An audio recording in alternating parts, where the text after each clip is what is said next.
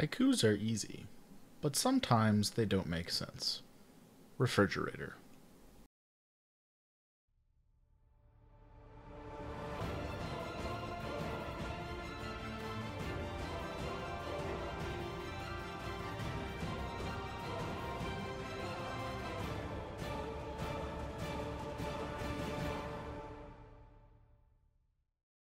What's up, everybody, and welcome to Aggathon's Rage Bar, episode 16, the show where you ask me questions and I drink delicious beverages. So today I'm a little bored, so I'm going to do something kind of fun. We are going to do a haiku contest on Twitter. That was one of my favorite haikus of all time, but if you have a favorite haiku, I would like you to submit it. Send it to me on Twitter at Aggathon. And at the end of the week, I will choose my favorites, and I'll probably buy someone a Cinder Kitten off of the new shop, which is one of the things I'm going to be talking about on today's episode. So yeah, send me your favorite haikus, bonus points if they're World of Warcraft related. So send them in, follow me on Twitter. Gotta follow me to win, because I'm going to be a Twitter whore like that.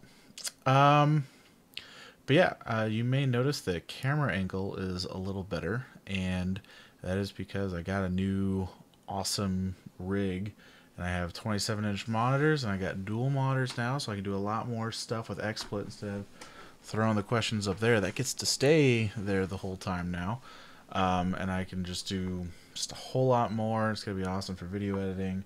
I'm really looking forward to seeing how fast this guy's going to render these videos.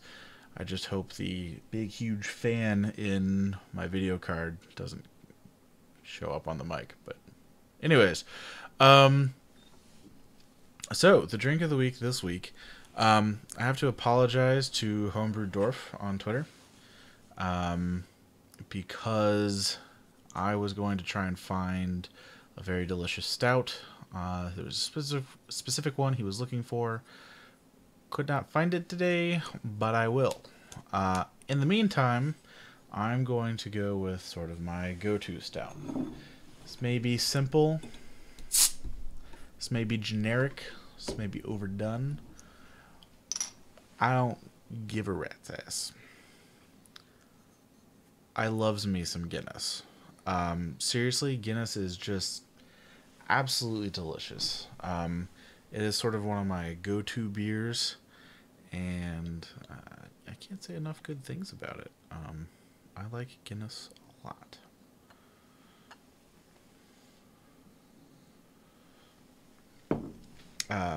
You all know what Guinness tastes like.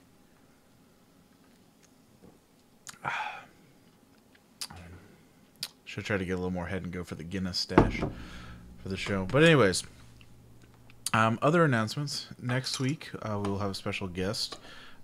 Geek of Random is another one of the Blizzmaster contributors.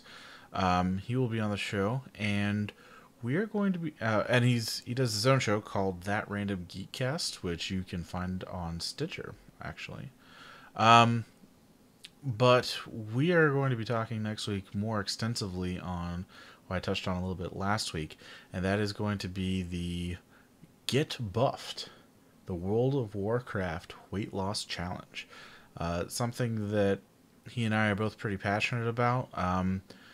It's going to be your chance also to win a collector's edition of Warlords of Draenor. That's going to be one of the official prizes of this competition. We will be looking heavily for cheaters. This is about being healthy, and if you cheat someone that's been working their ass off, not only should you feel bad, but we're going to catch you, and you're not going to win anyway. So, but there will be a lot more details next week on that, so tune in next week. Trying to think of what else. No other real big announcements for now. All right, well, let's go with some questions. First question today is, do you think Flex has positively or negatively impacted the game overall? Does it fill a niche for casual raiders, or is it merely another annoyance in the gear grind? From Tenkai. At least I think that's how you pronounce that. So this is a pretty valid question. I've talked a lot about Flex before, and I've raved about it a lot. But now it's been in for a while. Now it's something that I'm a heroic raider. Is this something I still feel the need to do to get that extra trinket or that extra piece of gear? Because I'll admit, when LFR first came out, I really liked it. Hate it now because I didn't see some of the impacts. It only took me really a few weeks to really hate it. And now that pretty much everything is going to become Flex, the question becomes, what does this mean? Where does this fit in the game? And you know what? I still think it has positively impacted the game overall. I still am a huge, huge fan of Flex. And one of these, one of the questions sort of, or it's really kind of a two-part question. But is it a niche for casual raiders, or is this merely another annoyance in the gear grind, right? That's the two parts. Gear grind or a niche for casual raiders. So I think it's actually kind of both. But I think it is much less a part of the gear grind and an annoyance than it is I wouldn't even say niche. I would say it's what casual raiders have really always kind of wanted. And really, I've sort of felt this more so leveling up because I just leveled a new character. I've been playing a priest a little bit. And it's interesting because, yeah, it's part of the gear grind, but for the casual raiders, I think it's almost sort of the end game almost of the gear grind. Like, I wasn't really expecting to do any normal modes. Like, I started doing an alt raid with my guild, so I've been doing normal modes, but I wasn't really expecting to. So the fact that it's Flex is now another step is sort of a thing, because now I'm doing Siege of Orgrimmar in 3 different levels every week. And that's kind of annoying, but really it's going to get to the point where I'm not really doing LFR. It's really more like LFR is an annoyance than Flex is an annoyance, if that makes any sense. So overall, I'm still very, very happy with it. As far as the gear grind goes, where this is really going to impact, where we're really going to see if this is part of the gear grind or if this is an annoyance, is going to be when Warlords of Draenor first drops and everyone is starting to gear up for the new raids and they're doing Flex stuff through it. Now, Flex won't be called Flex anymore. It'll be called Normal Mode now. And then what we know of as Normal Mode now is going to be called Heroic. But both of them are going to be flexible. They're both going to be cross-realm, anywhere from 10 to 25 players. So it's going to be really interesting to see how what's now Flex and what will be called Normal Mode shapes out in that gear grind. I honestly think the first couple of months are going to be really rough because it's going to be doing a lot of the content over and over again. Having said that, I think that will be kind of subdued by the fact that the first tier is going to be a staggered tier again, like it was, like Mogashan Bolts was in Mists of Pandaria. So I think that it's not going to have nearly as significant an impact on raiders and feeling like it's really super grindy, because we're really only going to have to do it for like half to a third of a tier. So I think it's going to be a pain in the butt for about a month. Then you're going to start to see the people reaching max level. You're going to start to see them like trickling, falling into their places for what they want to do. Am I a heroic raider? Am I a mythic raider? Am I a normal raider? And I think what you're going to see is that most people, whatever rating slot they end in, especially as you go up in tiers. By the way, quick tangent. I'm never going to wear this shirt again while doing a show, because I've noticed that it really clashes with the blue in my screen. Every time the light changes a little bit, my camera is like, urgh. So I apologize for this blue shirt. I will never wear it again. Well, I'll wear it again, just not for the show. Anyways, but what you're going to see is you're going to see raiders fall into place. You're going to see them do, the mythic raiders are going to be doing mythic and probably heroic, the step down. Heroic raiders are going to be heroic and probably normal. Normal raiders are going to be doing normal and probably LFR. Everyone's pretty much, I think, going to be doing two versions of the instance. It's not going to be this huge grind of doing all four. Now, if you're leveling a new alt, I think you might see that a little more. So that's something that maybe become a part of the annoying gear grind. But overall, I still think that flex rating is a positive impact. I really don't think it's that much of an annoyance of a gear grind. All right, let's go on to the next question, which is, what do you expect to see in the in-game store other than pets and mounts? This is from Adam. So, in case you didn't know, Blizzard has added an in-game store where you can buy pets and mounts, and it's really easy to use. If you haven't found it yet, it's because you haven't updated your add-ons yet that give you your little buttons in the bottom corner. So I updated Domino's the other day so that I could pull up the shop and look at it, and it's literally just like pets, mounts, you click on them, shows the pets, you click on it, says, do you want to buy this? And then it shows up. And you can gift it to people and stuff like that too. But it's really kind of cool. Blizzard's kind of going into like the more of the microtransaction world with the store being in game now.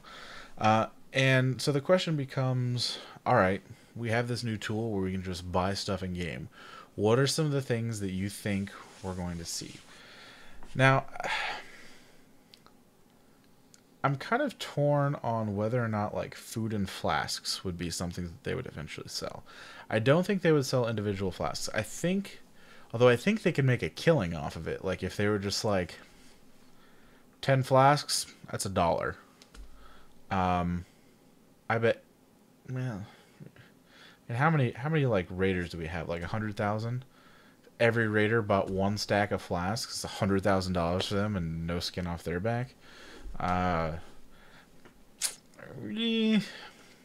Maybe that would happen, but I think if they were going to do something like that, it would be more like cauldrons. But I don't know how I feel about cauldrons. So those of you that don't remember cauldrons from Cataclysm, cauldrons were awesome, and I'm so mad that they took them away. So what a cauldron was is you dropped a cauldron in your raid, and your raiders could then pick up flasks out of the cauldron. So it was like a centralized place. You just dropped your cauldron at the beginning of the raid. Everyone would take their flasks. Everything was hunky-dory. But you can't really do that anymore because cauldrons don't exist anymore. Now, I could see them implementing a system like that, but what I don't see them doing is implementing anything that eventually becomes pay to win, where it's something that raiders feel like they have to do and they have to buy. And if you implement cauldrons again, I can guarantee you that they're going to be like, oh, well, we have to buy these. So I think that's what you're not going to see in the store is things that people feel they need to buy for raids. I really don't think you're going to see that. Now, what I do think you'll see, one of the things they talked about in BlizzCon was that most raiders, they get to 90, and that's, or max level, whatever level that is, so in Warlords of Draenor it'll be 100. They get to 100, and that's where they spend most of their time in the game. They don't spend most of it leveling. There are a lot of people that love leveling alts, and that's great. But most of the action of most of the players comes at level 90. They're PvPing, they're doing quests, they're raiding, they're doing LFR, they're getting together flex groups. Like most of what happens, most of what they focus their content on is that expansion's content, that raiding content, those 5-mans, what have you. So one of the problems, one of the benefits and problems is a lot of people stick around, they play WoW, they want to play WoW because they want to play with their friends. And if their friends quit, or if they try to start a new friend and the new friend is like, oh, it's going to take me like weeks to level up so I can even play with you, this sucks. Like, it really, we have so many expansions now that the leveling in WoW is becoming a barrier to new players. And they've recognized that in Warlords of Draenor with their you buy Warlords of Draenor, you get a free level 90. So if you want a friend to start playing, they buy the original battle chest, which is right now $5. Then you buy Mists of Pandaria, which is right now $10. Then you buy Warlords of Draenor, which will probably be like $40 or $60 or whatever, and you get a free level 90. So you spent 75, well, anywhere from what, like 65 to $85, and bam, you have a level 90. And I think I can see them going beyond that and making it so that, yeah, maybe you still do have to level a character, but you can level significantly faster via the store. What I'm talking about is experience potions. You can already sort of farm them off of some of the rares. And it's basically this, you get 300% XP for an hour potions. And that can really help with leveling and speed it up. So I would not be surprised if you start to see them being able to purchase these potions to be able to just level characters a lot faster. It'll be interesting to see where they price such potions, because I would think that they wouldn't want to make it more expensive to level using those potions than just buying a whole new account and transferring that character to your main account so you don't have to pay 2 subscriptions. So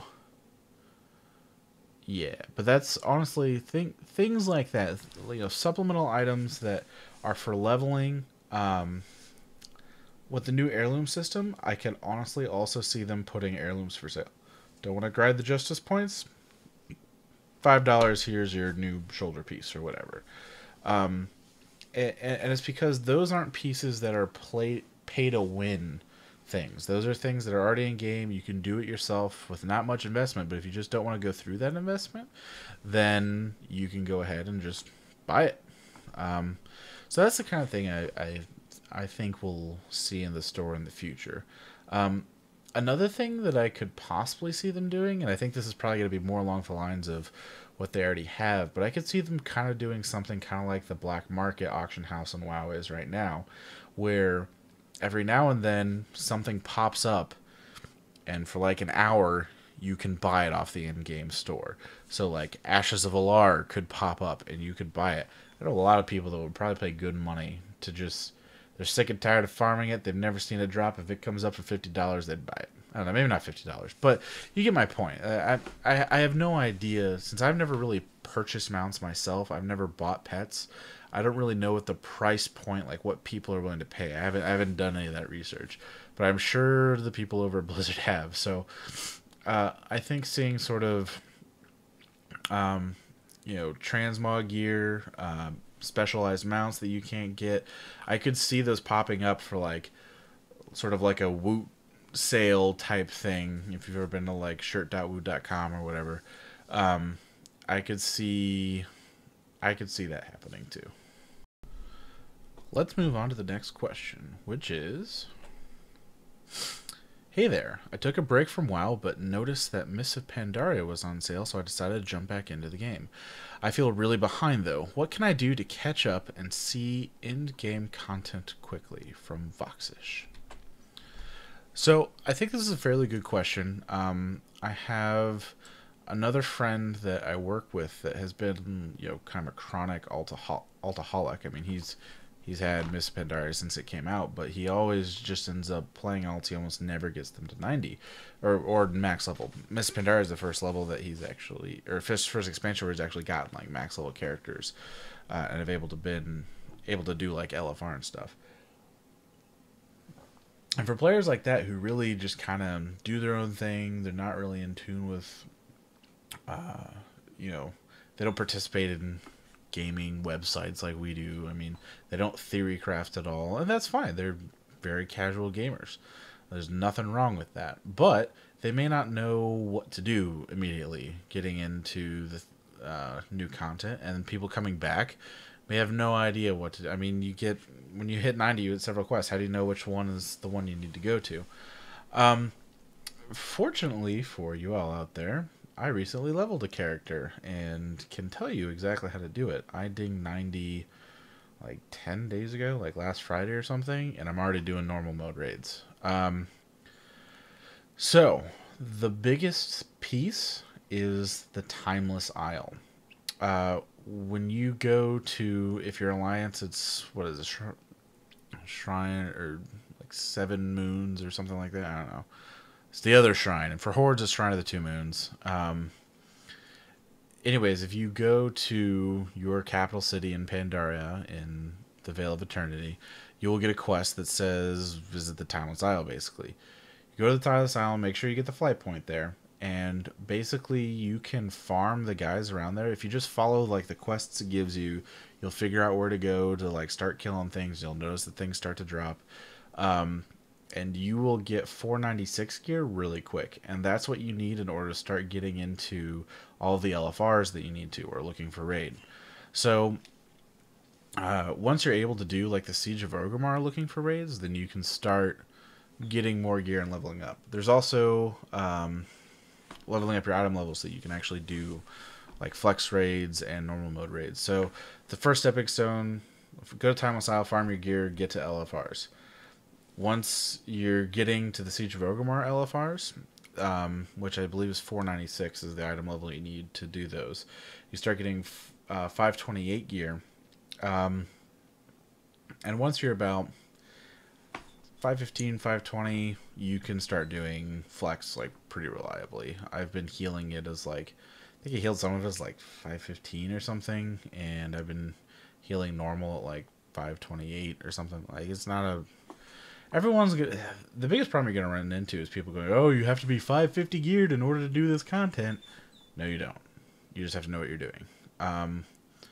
So Foxish probably already knows. I mean, he's asking me these questions. He probably knows that there's sites like Tankspot and Noxic that'll like help you learn how to play your character. But the important thing is getting the gear so that you can actually, you know, get into the other raids. Another thing you can do to farm gear, there's something called the Celestials that happens on the Timeless Isle once a week. You kill them. You don't even have to be part of the group. If you see someone killing them, just tag the mob, and you'll get loot from it. And you can get the 553 tier gear from it. I got the gloves for my priest, fortunately. There is Ordos, but that only works for alts because you have to have your legendary cloak in order to do Ordos, or like one of your characters has to have a legendary cloak. And if you don't, the legendary quest, which I highly recommend doing just because it's fun, takes like 3 months, I think. So that's kind of rough. But if you do Ordos, you can do Nalik. If you do Shaw of Fear, the first time you kill it, you automatically get 476 boots, which aren't terrible, but... Or not, sorry, not Shaw of Fear, Shaw of Anger, my bad. You can grind Valor, and you can buy 522 gear from the Timeless... Or not Timeless Isle, from the Throne... Isle of Thunder? Yeah. Timeless Isle, Isle of Thunder. There's a bunch of islands in Pandaria, it turns out. But it's the Shandopan Assault. Now, notice there's the Shandopan rep, and there's the Shandopan Assault rep. 2 different reps. But they lowered the requirements, and I think how much Valor is required to get that 522 gear. So, I think the neck is only like 825 Valor or something like that. So, if you go do the first little quest to get into the Throne of Thunder Island, you can go over and you can get your 522 gear.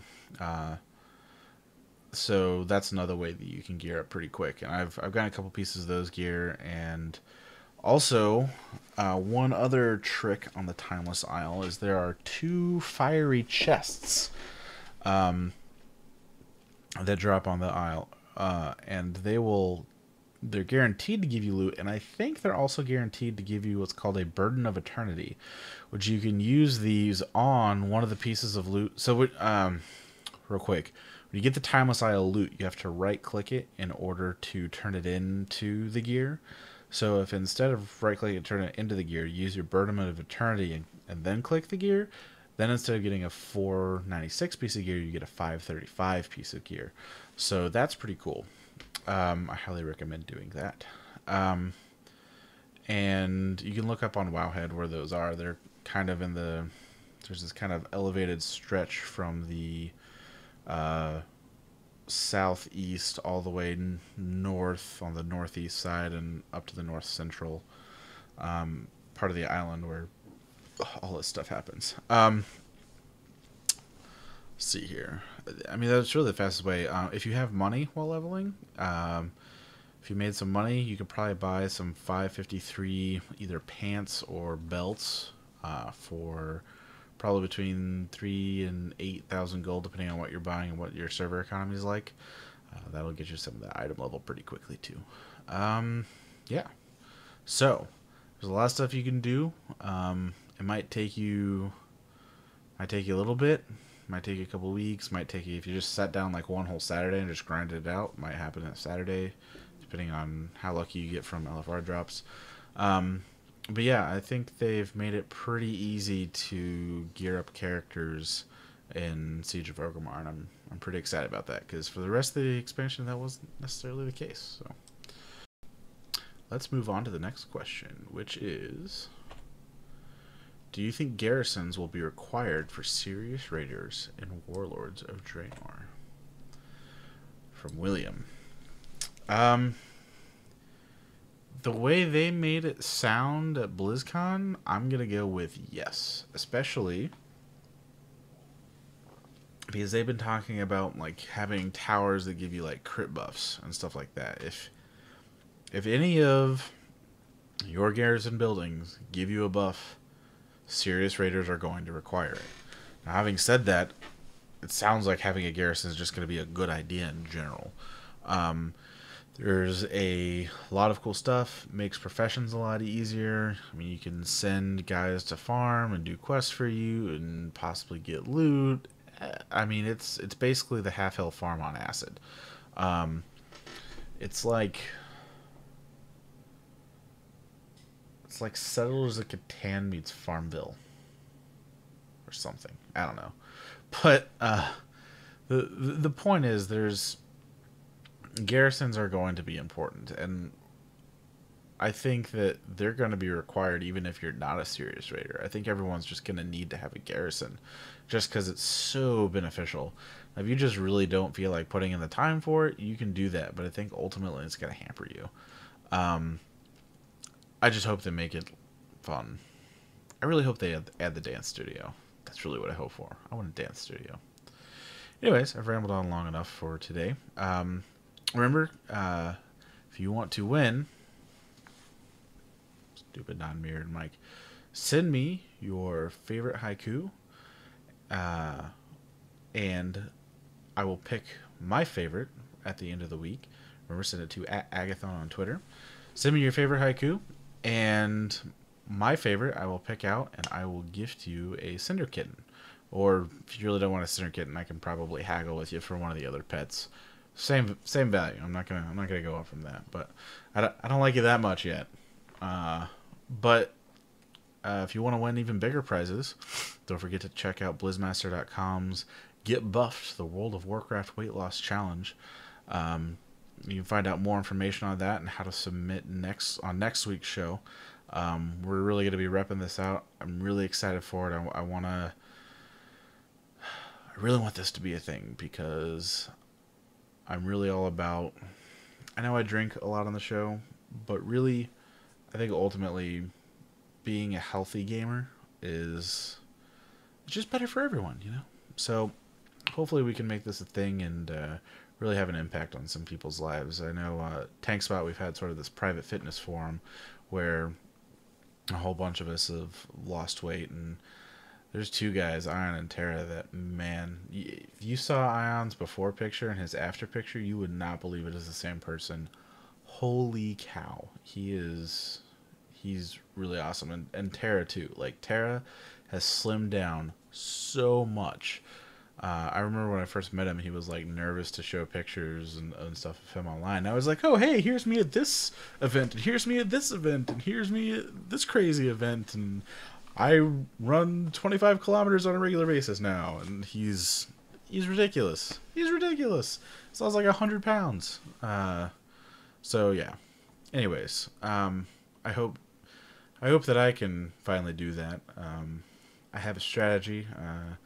Just got to try to keep my work life stress down a little bit so that I can make sure to pull it off. But anyways, I'm rambling on a little bit too much about health right now. But anyways, so tune into that.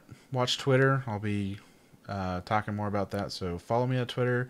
Like and subscribe if you like this video. And I'll see you all. Oh, keep sending me those questions too. Seriously, send me questions. I like them. The ones I've been getting, great. Send me more. I want more. Give me more. So yeah, I'll see you all next week.